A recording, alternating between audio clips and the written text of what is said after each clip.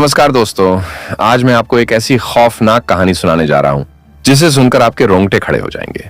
ये कहानी है एक छोटे से गांव की, जहां टोना टोटके का अजीब खेल खेला जाता था। इस कहानी का नाम है टोना टोटका।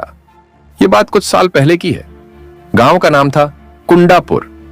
यह गांव आमतौर पर शांत रहता था, पर पिछले कुछ महीनों से वहां अजीब घटनाएं घटने लगी। रात होते ही लोगों के घरों के सामने काले धागे और नींबू मिर्च लटकते दिखाई देते थे। कई घरों में अजीब सी आवाजें आने लगी थीं। लेकिन एक घर था जहां की घटनाएं और भी डरावनी थीं। शर्मा जी का घर।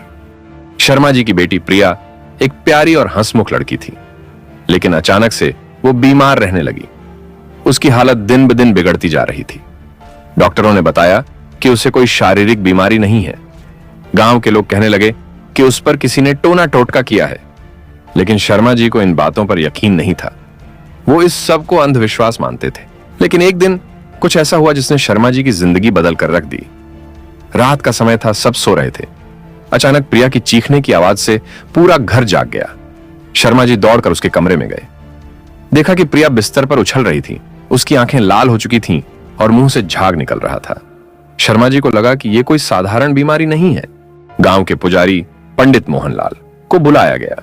पंडित जी ने प्रिया को देखते ही कहा, इस पर भयंकर टोना टोटका किया गया है। अगर जल्दी कुछ नहीं किया गया तो इसे बचाना मुश्किल होगा। पंडित जी ने बताया कि इसके लिए उन्हें गांव के बाहरी इलाके में स्थित काली देवी के मंदिर में रात को तांत्रिक अनुष्ठान करना होगा। शर्मा जी ने न चाहते हुए भी इस अनुष्ठान के लिए हां कर दी। उस रात प्रिया को काले कपड़ों में लपेटकर मंदिर लाया गया। मंदिर के पास जाते ही हवा में एक अजीब सी ठंडक महसूस होने लगी।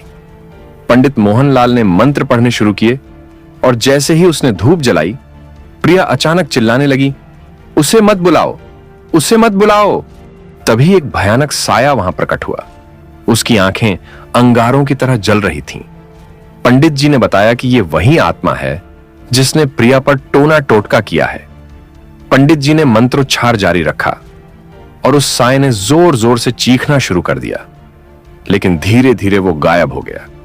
प्रिया ने एक गहरी सांस ली और बेहोश होकर गिर पड़ी। सुबह होने पर सबने राहत की सांस ली, लेकिन कहानी यहीं खत्म नहीं हुई। अगले दिन गांव में एक औरत मिली जिसका नाम था चंपा। वह गांव की जड़ी बूटियों की जानकार थी, पर लोग कहते थे कि वह टोना टोटके में भी माहिर थी। चंपा ने गांव वालों को बताया कि यह टोना उसी ने किया था, क्योंकि शर्मा जी ने उसके बेटे को नौकरी से निकाल दिया था। उसने बदला लेने के लिए प्रिया पर टोना किया था।